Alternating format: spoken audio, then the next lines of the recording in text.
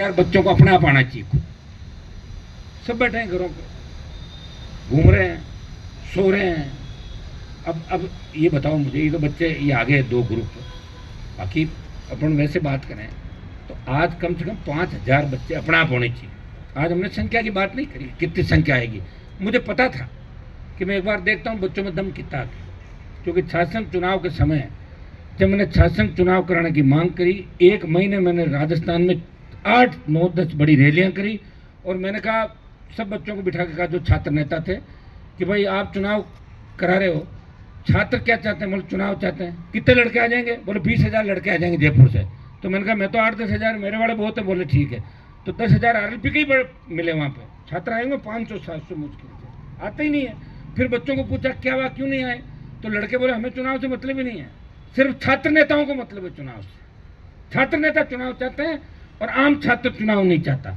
क्योंकि इसलिए नहीं चाहता कि वो छात्र संघ के जमाने, हमारे समय के, जब छात्र संघ का अध्यक्ष निकलता था तो उसका बहुत इज्जत मान सम्मान था। आजकल तो छात्र संघ अध्यक्ष की बेल्ट खुलवा लेते हैं वहाँ परिसर के अंदर, फिर जूते खोल कर बाहर VC साहब करें तलाशी लो, प्रिंसिपल कॉलेज के प्रेसिडेंट को सस्पेंड कर रहा है। तो फिर क्यों लड़के चुनाव चाहेंगे?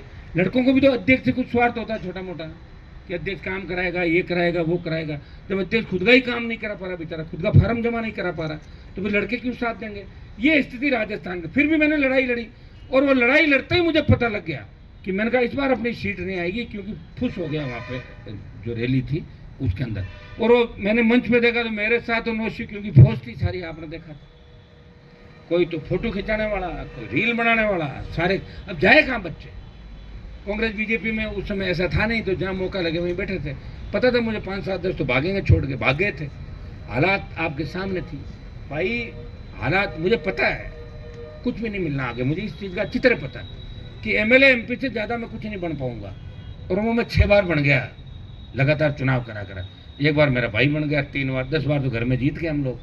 मंत्री हमें बनना नहीं, और मुख्यमंत्री वाला मुझे चांस तुम्हारे शक्ल देख के लगता नहीं राजस्थान का कितने वोट तुम डाल लोगे। लेकिन फिर भी मैं लड़ूंगा 28 तक तुम्हारे लिए, क्योंकि मुझे लड़ना है। मुझे कांग्रेस बीजेपी के कुछ नेताओं को कम करना। चलो अभी ये तो बात हो गई कि मुझे सफलता मिलेगी, असफलता, लेकिन ये देखो कि अगर मैं नहीं होता तो 2000 फर्जी नेता राजस्थान में पैदा हो जाते। कितने?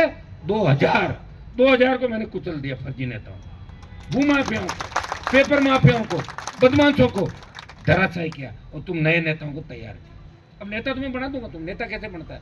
अच्छा भाषण दे, SP कलेक्टर के पास जाए तो उसका सम्मान हो, थानेदार SDM के पास जाए तो RLP के नेता जी आए, आइए अध्यक्ष जी बैठिए, ये नेता होता। अब तुम काम करोगे तो आगे बढ़ जाओगे।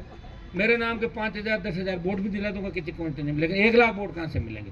1 लाख वोट के लिए तो जबरदस्त जन क्रांति की आवश्यकता होती है। वो क्रांति यहाँ से शुरुआत करो, शहीद स्मारक से। आप ये पढ़ लेके उठो कि जिस आंदोलन में हमने शुरुआत करी है, ये आंदोलन बहुत बड़ा जाएगा। और ये आंदोलन मेरा आंदोलन नहीं है, ये राजस्थान के जवान के सम्मान का आंदोलन है। ये राजस्थान के जवानों की अग्नि परीक्षा है कि इस बार आर या पार। ये अगर करके चल दोगे सारा ठीक हो जाएगा। और अगला हम जब पड़ाव डालेंगे, मेरे हिसाब से ये तो शुरुआत अनिश्चितकालीन हमने धरने की बात करी है। शाम को सुबह बैठ कर हम ये भी तय करेंगे कि इसको किस तरीके से कहाँ कहाँ चलाया जाएगा। अब की बार सचिवालय का घेराव का भी रखेंगे। कई लड़के मैच का भी कह रहे थे कि मैच हो रहा, परसों देखेंगे देखिए मैच का क्या करना है, उसको रात को बात करेंगे मैच के बारे में भी। उसके बाद आवश्यकता पड़ी तो यह रैली भी करेंगे। लेकिन इस बार राजस्थान का जवान आर पार की लड़ाई लड़ेगा।